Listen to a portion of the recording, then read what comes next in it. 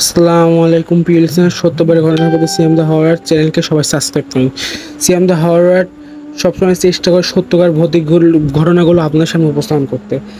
প্রিয় লিসেনার্স, যদি আমাদের চ্যানেল যদি কেউ ঘটনা পাঠাতে চান তাহলে আমাদের জিমেলে পাঠাতে পারেন। আমাদের জিমেলের নাম হলো siamthehorror@gmail.com। পরেও বা লিখে পাঠাতে পারেন।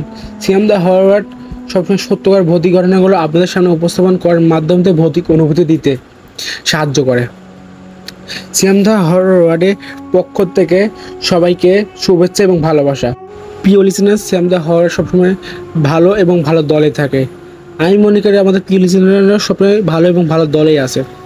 প্রিয় লিসেনার্স, আমাদের চ্যানেলে যদি কেউ এখন ঘটনা শোনেন বা পরবর্তী ঘটনা শোনেন বা এখনও শোনেন নাই, তাদেরকে সকলকে জানাচ্ছি শুভেচ্ছা এবং ভালোবাসা। লিসেনার্স, আজকে আপনারা ঘটনা সম্পূর্ণ দেখবেন এবং আজকের ঘটনা অনেক ভয়ঙ্কর হবে, আপনাদের ভয় দিতে সক্ষম হবে ইনশাল্লাহ। আজকে আমাদের ঘটনার নাম হলো রুকয়া ও বদ্রিনের প্রভাব।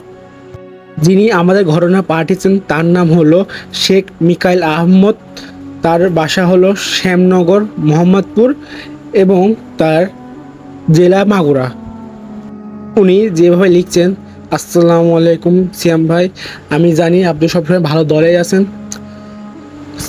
জানি এই ঘটনা অনেকে বিশ্বাস করবে না, হয়তো বা করুক বা না করুক, এবং প্রিয় লিসেনারদের জন্য বলছি এটা বাস্তব এবং সত্য ঘটনা। ফলে আমাদের ঘটনায় ফেরা যাক। উনি যেভাবে লিখছেন, পুরন ঢাকার সরু গলিগুলোর মধ্যে পেঁচানো আর রহস্যময় এখানকার জীবনযাত্রা। দিনের বেলায় মানুষের কোলাহল, রিক্সার টুংটাং শব্দ আর ফেরিওয়ালার হাঁকড়াকে মুখর থাকলেও রাত নামার সাথে সাথে এই গলিগুলো যেন এক ভিন্ন রূপ ধারণ করে। দেওয়ালে দেওয়ালে শ্যাওলা ঘাস, সবুজ আস্তরণ, পুরনো বাড়ির ক্ষয়ে যাওয়া ইটের ফাঁকফোকর, সব কিছু মিলে একটা থমথমে পরিবেশ তৈরি হয়। এমনই এক গলির শেষ মাথায় তিনতলা একটা পুরনো বাড়ি ভাড়া নিয়েছে রাশেদ এবং তার স্ত্রী সুমাইয়া। বছর খানেক হলো তাদের বিয়ে হয়েছে। রাশেদ একটা বেসরকারি কোম্পানিতে চাকরি করে আর সুমাইয়া গৃহিণী। নতুন সংসার, তাই খরচ বাঁচাতে একটু ভেতরে দিকেই বাসা নিয়েছে ওরা। বাড়িটা বেশ পুরনো হলেও খোলামলা, ছাদে দাঁড়ালে আকাশ দেখা যায়, যা এই ঘিঞ্জি পরিবেশে একটা বড় পাওয়া। প্রথম কয়েকটা মাস বেশ ভালোই কাটছিল, কিন্তু সমস্যা শুরু হয় মাস তিনেক পর থেকে। প্রথম দিকে ব্যাপারটা তেমন গুরুত্বপূর্ণ ছিল না। সুমাইয়া পাই বলতো ঘরে নাকি কেউ যেন হেঁটে বেড়ায়, বিশেষ করে রাতের বেলা যখন রাশেদ গভীর ঘুম মগ্ন, তখন সেই স্পষ্ট পায়ের আওয়াজ পেত। মনে হতো কেউ যেন তাদের শোবার ঘরের বাইরে বারান্দায় ধীর পায়ে পায়চারি করছে। রাশেদ অবশ্যই বিষয়টাকে তেমন পাত্তা দিত না।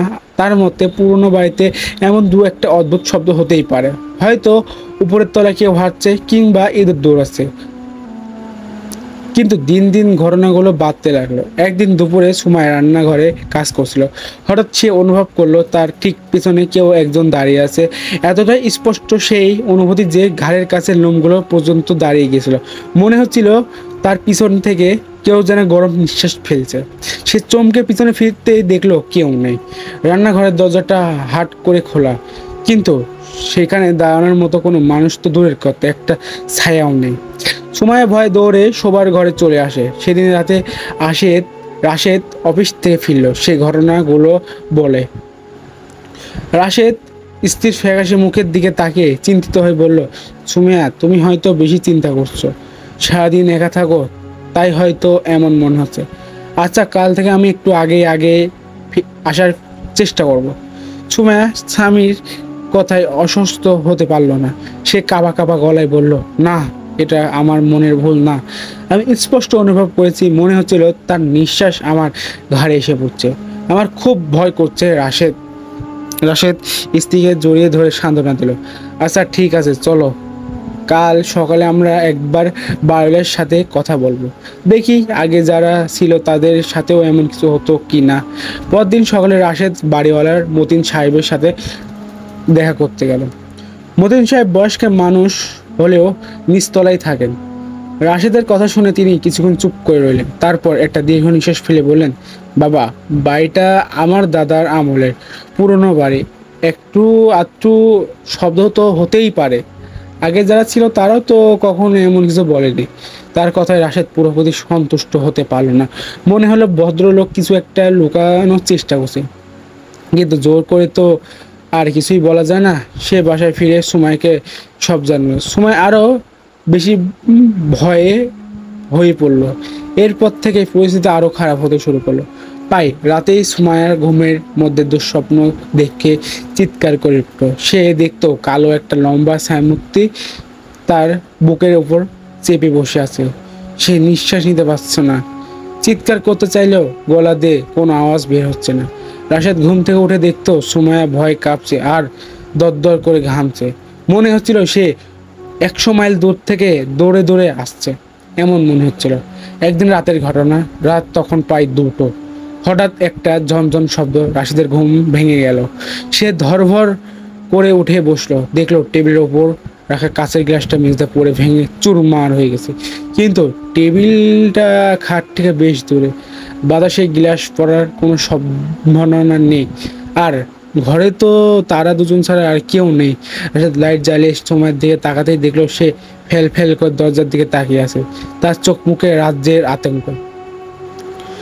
মনে হচ্ছিল সে ভয়ঙ্কর কিছু দেখছে। কি হয়েছে সুমাইয়া, তুমি কিছু দেখছো?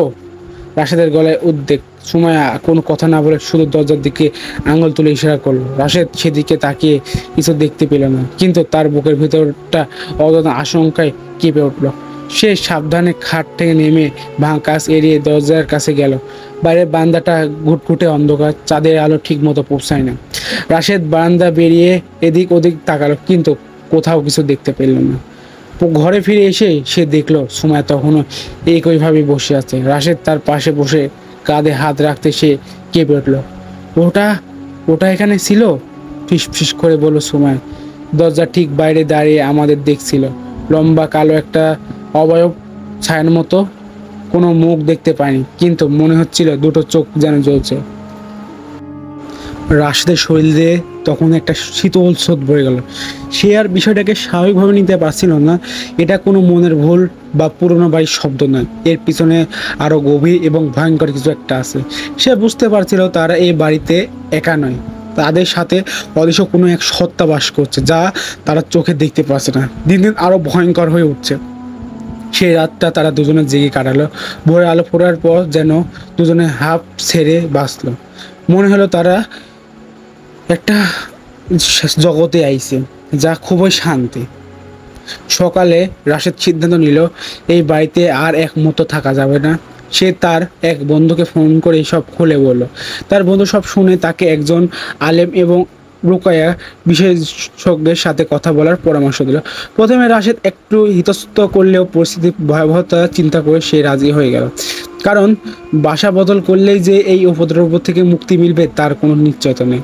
যদিও এই অশুভ সত্তাটা সময়ের উপর ভর করে থাকে, তাহলে নতুন বাসায় গিয়েও তো একই ঘটনাই ঘটবে।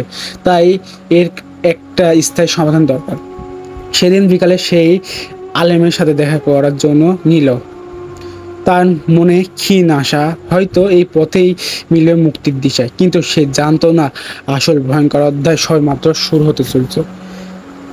বিকালে স্নান আলোয় পুরান ঢাকার রাস্তাগুলো আরও বেশি সংকুচিত আর রহস্যময় হয়ে উঠছিল।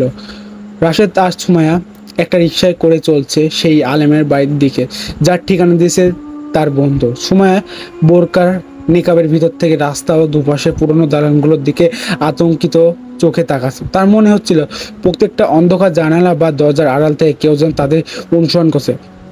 রাশেদ স্ত্রীর হাতটা শক্ত করে ধরে রেখেছে, মুখে কিছু না বললেও তার নিজের ভিতরটা অজানা আশঙ্কায় তোলপাড় হচ্ছিল। গত রাতের ঘটনা তার যুক্তিবাদী মনটাকেও এমনভাবে নাড়িয়ে দিয়েছে যে সে এখন যে কোনো সমাধানের জন্য প্রস্তুত। অবশেষে তারা একটা সরু গলির মুখে এসে নামলো। ঠিকানা অনুযায়ী গলিটার ভেতরে হাফেজ ইমতিয়াজ সাহেবের বাড়ি। গলিটা এতটাই সরু যে দুজন মানুষ পাশাপাশি হাঁটতে গেলে গায়ে গা লেগে যায়। দুপাশে বাড়িগুলো একে অপরের ওপর এমনভাবে ঝুঁকে আছে যে আকাশ প্রায় দেখাই যায় না। স্বেচ্ছাসের দেওয়াল, গন্ধ আর নর্দমার হালকা ভ্যাপসা গন্ধ মিলে একটা অদ্ভুত পরিবেশ তৈরি হয়েছে, যেন নাকের ভিতরে একটা অস্বস্তিকর সৃষ্টি হচ্ছে। কয়েকটা বাড়ি পার হতেই তারা কাঙ্ক্ষিত বাড়িটা খুঁজে পেল। একটা সাধারণ দোতলা বাড়ি, দরজার উপর ছোট্ট করে লেখা ইমতিয়াজ ভিলা। দরজার কড়া নাড়তেই ভিতর থেকে একজন বয়স্ক লোক বেরিয়ে এলেন। তার মুখে শান্ত সৌম্য একটা ভাব, দাড়ি আর মাথায় টুপি দেখলে মনটা শ্রদ্ধেই ভরে যায়। ইনি ইমতিয়াজ সাহেব। রাশেদ সালাম দিয়ে নিজের পরিচয় দিতেই তিনি মৃদু হেসে তাদের ভিতরে আসতে বললেন। ভেতরের ঘরটা খুব সাধারণ কিন্তু অসম্ভব পরিপাটি। আসবাব বলতে একটা কাঠের চৌকি, একটা পড়ার টেবিল আর কয়েকটা চেয়ার। দেওয়ালে শেলফ ফুসরে সারি সারি বই, বেশিরভাগই আরবি এবং বাংলায় লেখা ধর্মীয় গ্রন্থ। ঘরের বাতাসে একটা মিষ্টি আতরের গন্ধ পাচ্ছে। এই শান্ত পবিত্র পরিবেশে এসে সময় অস্থির মনটা যেন কিছুটা শান্ত হলো। ইমতিয়াজ সাহেব তাদের বসতে বলে নিজে একটা চেয়ারে বসলেন।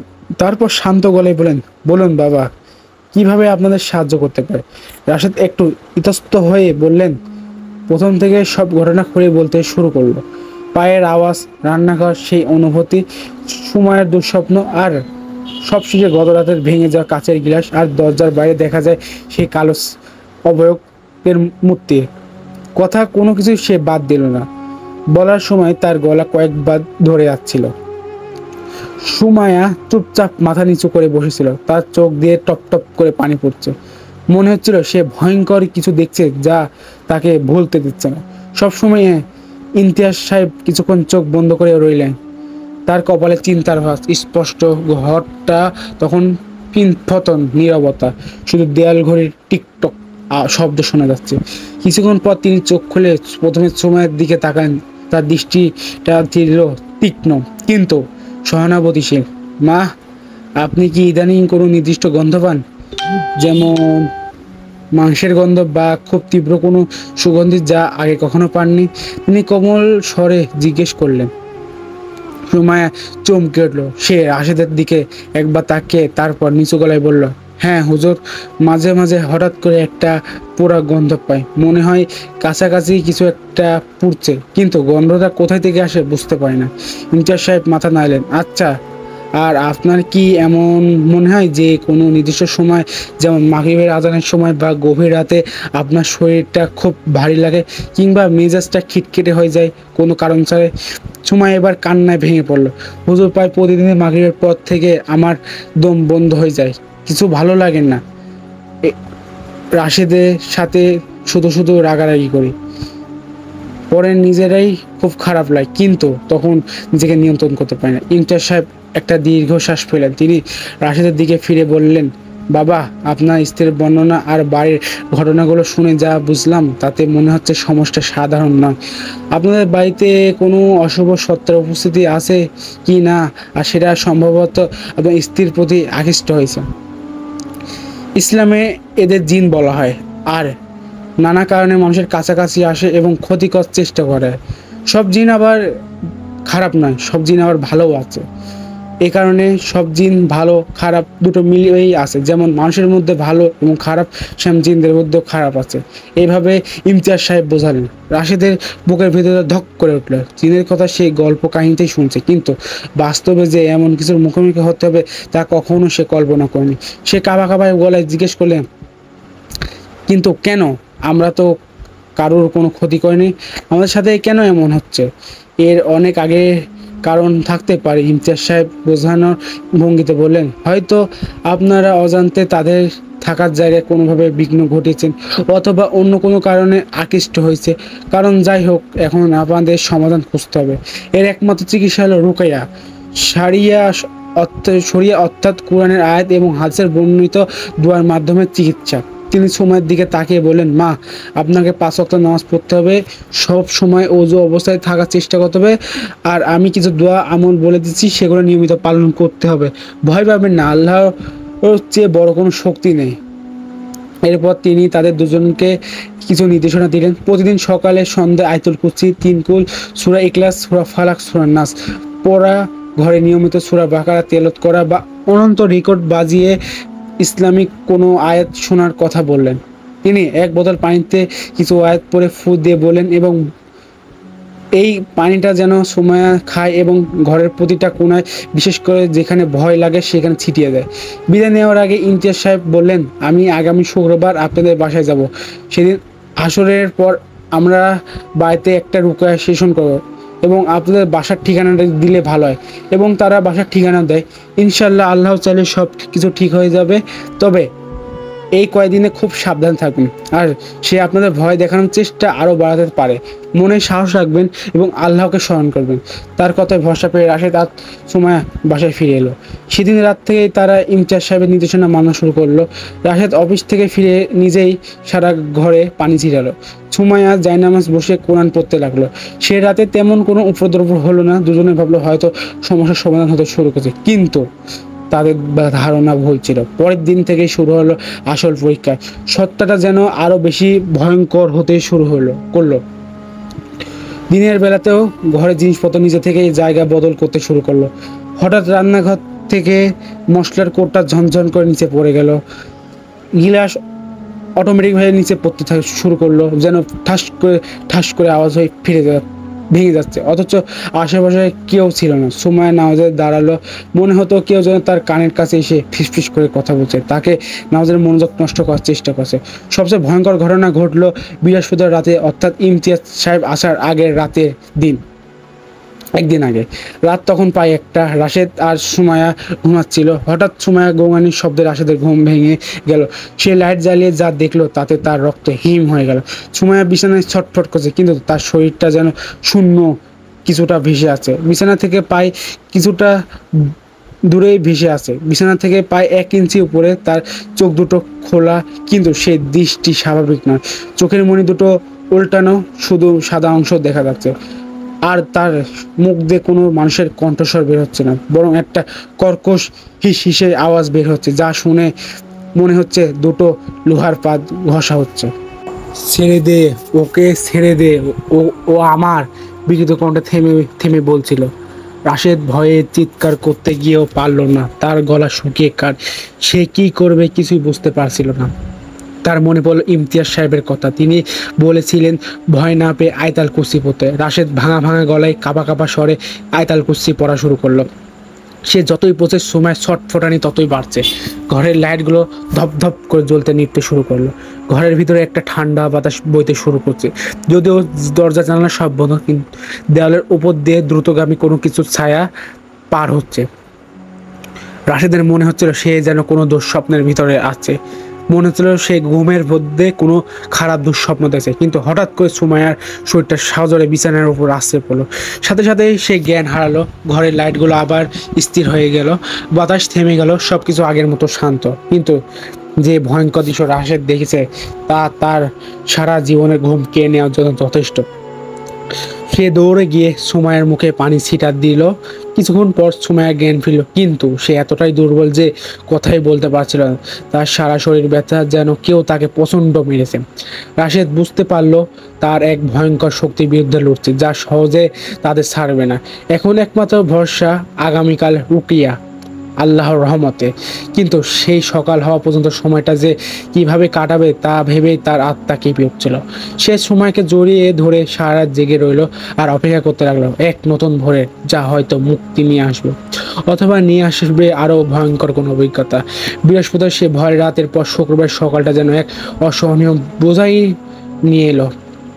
ভোরের আলো ফুটেছে ঠিকই, কিন্তু রাশেদ আর সুমাইয়ের মনের ভেতরটা ঘুটঘুটে অন্ধকারে ছেয়ে আছে। গত রাতে সে দৃশ্য, শূন্যে ভেসে থাকা সুমাইয়ের শরীর, তার উল্টানো চোখ আর সেই বিবৃতি কণ্ঠস্বর রাশেদের মস্তিষ্ক স্থায়ীভাবে গেঁথে গেছে। সুমাইয়া শারীরিকভাবে প্রচণ্ড দুর্বল, মানসিক আরও বেশি বিপর্যস্ত। আর তার সারা শরীর এমনভাবে ব্যথা করছে যেন অদৃশ্য কেউ তাকে নির্দয়ভাবে প্রহার করছে। সে কোনো কথা বলছে না, শুধু শূন্য দৃষ্টিতে তাকিয়ে আছে। তার এই নীরবতা রাশেদের ভয়কে আরও বাড়িয়ে তুলছে। সারাটা সকাল তারা দুজনে একটা ঘরের মধ্যে কাটলো। সময় যেন কাটতেই চাইছে না। প্রতিটি মুহূর্ত, প্রতিটি সেকেন্ড তাদের কাছে ঘন্টার মতো দীর্ঘ মনে হচ্ছে। রাশেদ বারবার ঘড়ির দিকে তাকাচ্ছে, কখন আসরের সময় হবে, কখন হাফেজ ইমতিয়াজ সাহেব আসবেন। তিনি তখন তাদের শেষ ভরসা। দুপুরের পর থেকে বাড়ির পরিবেশটা আরও বেশি থমথমে ভারী হয়ে উঠল। দিনের বেলাতেও ঘরগুলোকে অন্ধকার মনে হচ্ছে। রাশেদ ঘরের সব লাইট জ্বালিয়ে দিয়েছে, কিন্তু তাতেও সেই ঘুমট ভাবটা কাটছে না। সুমাইয়া বিছানায় শুয়ে আছে, একটা চাদর দিয়ে ঢাকা। মাঝে মাঝে তার শরীরটা হালকা কেঁপে উঠছে। সে তার পাশে বসে কোরআন তিলাওয়াত করার চেষ্টা করছে, কিন্তু তার মন কিছুতেই স্থির হচ্ছে না। বারবার মনে হচ্ছে দেওয়ালে কোন থেকে দরজার আড়াল থেকে দুটো জল চোখ তাদের দিকে লক্ষ্য করে রাখছে। অবশেষে অপেক্ষার প্রহর শেষ হলো। আসরের আজানের পরপরই দরজা কড়া নাড়ার শব্দ হলো। রাশেদ পায়ে দৌড়ে গিয়ে দরজা খুলল। হাফেজ ইমতিয়াজ সাহেব দাঁড়িয়ে আছেন, সাথে আরও একজন যুবক। তার চোখে মুখে সেই আগের মতোই শান্ত ও দৃঢ়ভাব। তাকে এক দেখা মাত্র রাশেদের মনে হলো সে যেন অর্থ সাগরের একটা আশ্রয় খুঁজে পেল। তিনি ঘরে প্রবেশ করার আগে আসসালামু আলাইকুম বলে উঠলেন এবং ভেবো না বাবা, আল্লাহ ভরসা। ইমতিয়াজ সাহেব রাশেদকে কাঁধে হাত রেখে বললেন। তারা ভিতরে প্রবেশ করলেন। ইমতিয়াজ সাহেব ঘরের চারদিকে একবার তীক্ষ্ণ দৃষ্টিতে তাকালেন, তারপর বিছানায় শুয়ে থাকা সময়ের দিকে এগিয়ে গেলেন। মা কেমন আছেন? তিনি কোমল স্বরে জিজ্ঞেস করলেন। সুমাইয়া চাদরের ভিতরে থাকা কোনো উত্তর দিল না, শুধু তার শরীরটা আরও জোরে কেঁপে উঠল।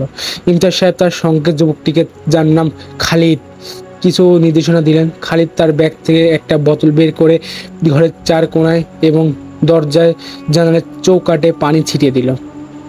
এরপর সেই ঘরের মাঝখানে একটা জায়নামাজ বিছিয়ে দিল। ইমতিয়াজ সাহেব রাশেদকে বললেন সুমাইয়াকে ধরে এনে সে জায়নামাজে বসাতে। রাশেদ হুজুরের কথা মতো সুমাইয়ের গায়ে হাত রাখতেই সে প্রচণ্ড শক্তিতে তাকে ধাক্কা দিয়ে সরিয়ে দিল। তার শক্তি দেখে রাশেদ অবাক হয়ে গেল। একজন দুর্বল অসুস্থ মানুষের শরীরে এত জোর কিভাবে আসতে পারে? মনে হচ্ছিল 2 থেকে 3 জন মানুষের শক্তি একসাথে তাকে ছুঁড়ে মারল। ওকে স্পর্শ করবে না। সুমাইয়ের মুখ দিয়ে আবার সেই কর্কশ বিকৃত কণ্ঠে বেরিয়ে এলো। এরা সুমাইয়ের কণ্ঠ নয়, একেবারে অন্যরকম, গভীর এবং হিংস্র। ও আমার, তোমরা সবাই চলে যাও, এখানে থেকো না, নাহলে তোমাদের শেষ করে ফেলবো।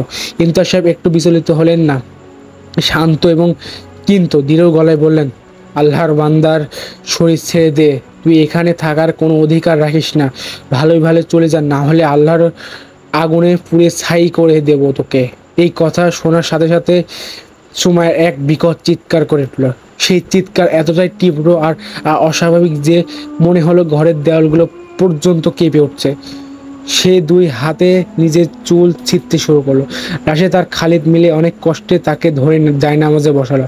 ইমতিয়াজ সাহেব সুমাইয়ের সামনে বসে উচ্চস্বরে কোরআন আয়াত তেলাওয়াত শুরু করলেন। তিনি সূরা ফাতিহা, আয়াতুল কুরসি এবং জিনদের উপর প্রভাব ফেলে এমন বিশেষ কিছু আয়াত পড়তে শুরু করলেন। তারা তেলাওয়াত প্রতিটি শব্দ যেন একটি আগুনের গোলা হয়ে সেই অশুভ সত্তার উপর আঘাত আনছিল। সুমাইয়ার শরীরটা ধনুকের মতো বেঁকে যেতে লাগলো। সে প্রচণ্ডভাবে কাঁপছে আর মোঙাচ্ছে। তার মুখে দিয়ে বিচিত্র সব শব্দ বেরোচ্ছে, কখনো পশুর মতো গর্জন, কখনো সাপের মতো হিসিসানি, আর তার চোখ দুটো লাল হয়ে উঠছে। সেই দৃষ্টিতে তীব্র ঘৃণা আর যন্ত্রণা। বন্ধ কর তোর পড়া, সেই বিকৃতি কণ্ঠে আর্তনাদ করে উঠল। আমার কষ্ট হচ্ছে, আমি ওকে নিয়ে যাব, ও আমার, ওকে আমি পছন্দ করেছি। ইমতিয়াজ সাহেব তিলক থামিয়ে আরও কঠোর স্বরে বললেন, মিথ্যা বলবি না, আল্লাহর দুশমন, তুই তাকে ধোঁকা দিয়েছিস। এখন বল, তুই কে এবং কোথা থেকে এসেছিস এবং কেন এই মেয়ের ক্ষতি করছিস? কিছুক্ষণ কোনো উত্তর এলো না। সুমাইয়া শুধু ছটফট করতে লাগলো। ইমতিয়াজ সাহেব তার কানের কাছে মুখ দিয়ে আবার আয়াত পড়া শুরু করতেই সে চিৎকার করে উঠল, আমি এই বাড়িতে থাকি 100 বছর ধরে। ওই ছাদে আসতো চুল শুকাতে, আমি ওকে দেখতাম, ও আমার, শুধু আমার। কথাগুলো শুনে রাশেদের শরীর হিম হয়ে গেল। তার মানে প্রথমেই থেকে এই সত্তাটা সুমাইয়ের উপর নজর রেখেছিল। ইমতিয়াজ সাহেব তেলাওয়াত চালিয়ে যেতেই লাগলেন। ধীরে ধীরে সুমাইয়ের প্রতিরোধ দুর্বল হয়ে আসতে লাগলো। তার এক চিৎকার আর্তনাদে পরিণত হলো। এক পর্যায়ে সে হাউমাউ করে কাঁদতে শুরু করলো। সে অবাক, কিন্তু সেই কান্নাও স্বাভাবিক ছিল না। মনে হচ্ছিল অসহ্য যন্ত্রণা কেউ কাতরাচ্ছে। আমি চলে যাব, আল্লাহর কসম, আমাকে ছেড়ে দে, আমি আর আসবো না, আমাকে যেতে দাও। সত্তাটি মিনতি করতে শুরু করলো। ইমতিয়াজ সাহেব তার কাছ থেকে শপথ নিলেন যে সে আর কখনো ফিরে আসবে না এবং কোনো মুসলিমের ক্ষতিও করবে না। এরপর তিনি শেষবারের মতো কিছু আয়াত পড়ে সুমাইয়ের শরীরে ফু দিলেন। সাথে সাথে একটা অদ্ভুত ঘটনা ঘটলো। ঘরের বন্ধ জানালাটা সজোরে খুলে গেল এবং একটা দমকা ঠান্ডা বাতাস শ করে ঘরের ভিতর দিয়ে বেরিয়ে এলো। মনে হলো ভারী কিছু একটা ঘর থেকে ছেড়ে চলে গেছে। আর ঠিক সেই মুহূর্তে সময় শরীরটা একেবারে নিস্তেজ হয়ে জায়নামাজের উপর লুটিয়ে পড়লো। সে গভীর ঘুমে তলিয়ে গেছে মনে হলো। কিন্তু সে শেষলেস হয়ে গেছে। ঘরের গুমট ভাবটা আর নেই, পরিবেশটা অনেক হালকা লাগছে। রাশেদ দৌড়ে গিয়ে সুমাইয়ের পাশে বসলো। তার মুখে এখন আর সেই বিকৃতি ভাবটা নেই, বরং একটা শান্ত নিষ্পাপ চেহারা ফুটে এসেছে। ইমতিয়াজ সাহেব রাশেদের কাঁধে হাত রেখে বললেন, আল্লাহর রহমতে আপাতত বিপদ কেটে গেছে, কিন্তু ওকে এখন অনেক দিন পর্যন্ত নিয়ম কানুন মেনে চলতে হবে। শয়তান খুব সহজে পিছু ছাড়ে না। আপনাদের এই বাড়িটা ছেড়ে দেওয়াই ভালো হবে। তারা চলে যাওয়ার পর রাশেদ কৃতজ্ঞতায় আল্লাহর কাছে শুকরিয়া আদায় করলো। সময় প্রায় 2 ঘন্টা পর ঘুম থেকে উঠলো। সে খুব দুর্বল, কিন্তু তার চোখ মুখে শান্ত। গত কয়েকদিনে কোনো ঘটনা তার স্পষ্টভাবে মনে নেই, শুধু আবছাভাবে কিছু দুঃস্বপ্নের কথা মনে করতে পারছিল। পরের 1 সপ্তাহের মধ্যে রাশেদ নতুন বাসা খুঁজে নিল। এই ভয়ঙ্কর বাড়ি আর পুরান ঢাকার গলি ছেড়ে তারা নতুন একটা এলাকায় চলে এলো। প্রথমে কয়েক মাস সবকিছু স্বাভাবিক কাটলো। রাশেদ ভেবেছিল তারা হয়তো চিরতরে মুক্তি পেয়েছে। সুমাইয়া ধীরে ধীরে এই স্বাভাবিক জীবনে ফিরে আসছিল। তারা দুজনে নিয়ম করে নামাজ পড়তে, কোরআন তেলাওয়াত করত। কিন্তু রাশেদের মনের গভীর একটা শুকনো একটা তীর কাজ করতো। সে প্রায় রাতে জেগে উঠে সময়ের দিকে তাকিয়ে থাকতো, নিশ্চিত হতে চাইতো সে যে ঠিক আছে কি না। একদিন রাতে নতুন বাসায় আসায় প্রায় বছরখানেক পর রাশেদের ঘুম ভেঙে গেল। সে দেখলো সময় তার পাশে নেই। বুকের ভিতরটা কেমন ছ্যাদ করে উঠলো। সে উঠে বসার ঘরে এসে দেখলো সময় জানালার পাশে দাঁড়িয়ে বাইরের অন্ধকারের দিকে একদৃষ্টে তাকিয়ে আছে। সুমাইয়া কি হয়েছে, এখানে কি করছে? রাশেদ উত্তেজিত হয়ে জিজ্ঞেস করলো। সুমাইয়া ধীরে ধীরে তার দিকে মুখ ফেরালো। ঘরের অবস্থা অন্ধকার, তার মুখটা স্পষ্ট দেখা যাচ্ছিল না। সে কোনো উত্তর না দিয়ে রাশেদের দিকে এগিয়ে এলো। তার হাঁটার ভঙ্গিটা কেমন যেন অচেনা, অস্বাভাবিক। রাশেদের সামনে এসে সে দাঁড়ালো। তারপর তার মুখে ফুটে উঠলো এক চিতলে অদ্ভুত শীতল হাসি। সে হাসি রাশেদের পরিচিত সুমাইয়ের হাসি নয়। এই হাসিতে কোনো উষ্ণতা নেই, আছে শুধু শীতল বিজয় উল্লাস। সে রাশেদের কানের কাছে মুখ নিয়ে ফিসফিস করে বলল, ভেবেছিল চলে গেছে। কণ্ঠস্বরটা সুমাইয়ের, কিন্তু তার বলার ভঙ্গি আর সেই শীতল হাসি রাশেদের সিদ্ধারাতে একটা বরফ শীতল স্রোত বয়ে দিল। সে বুঝতে পারলো সত্তাটি যায়নি, সে হয়তো সাময়িকভাবে দুর্বল হয়ে পড়েছে। লুকে ছিল সময় সত্তার গভীরে, খুব গভীরে। সে অপেক্ষা করছে সঠিক সময়ে রাশেদের বিশ্বাস আর সতর্কতা দুর্বল হওয়ার। রুকেয়ায় তাকে তাড়িয়ে দিতে পারেনি, শুধু তাকে আরও দ্রুত, আরও কৌশলীয় বানিয়ে দিয়েছে। সে এখন আর চিৎকার করে না, জিনিসপত্র ভাঙে না। সে এখন শিখে গেছে কীভাবে শিকারের সাথে মিশে থাকে। তার মনকে নিয়ন্ত্রণ করে ধীরে ধীরে তাকে নিজের করে নিতে হয়। সে তার পাথরের মতো দাঁড়িয়ে রইল।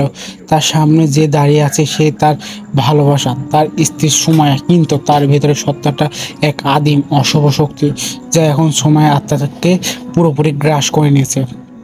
সে মুক্তি পায়নি, বরং এক জীবন্ত দুঃস্বপ্নের ভিতরে চিরদিনের জন্য আটকা পড়ে গেছে। বাড়ির জগতে তারা এক সখী দম্পতি, কিন্তু ঘরের বন্ধ দরজার আড়ালে রাশেদ বাস করে তার ছায়া সঙ্গী স্ত্রীর সাথে, এক এমন সত্তার সাথে যা তার সবকিছু কে নিয়ে এখন তাকেই নিয়ে খেলা করছে। পরবর্তীতে তারা ইমতিয়াজ চৌধুরীর সাথে কথা বলে এবং তারপর তার আবার রুকিয়া করে এবং তারপরেই তার সব কিছু ঠিক হয়ে যায়। এখন আল্লাহর রহমতে সে সুস্থ আছে। তো প্রিয় লিসেনাররা, আজকের ঘটনা আপনাদের কাছে কেমন লাগলো? যদি ভালো লাগে তাহলে অবশ্যই কমেন্টে লিখতে ভুলবেন না। এবং আপনারা যদি আমাদের চ্যানেলে যদি ঘটনা পাঠাতে চান তাহলে আমাদের জিমেলে পাঠাতে পারেন। আমাদের জিমেলের নাম হলো siamdahorwatbd@gmail.com। অডিও বা লিখে পাঠাতে পারেন। আজকের মতো এই পর্যন্তই। এবং আমাদের জিমেল কমেন্টে এবং ডেসক্রিপশন বক্সে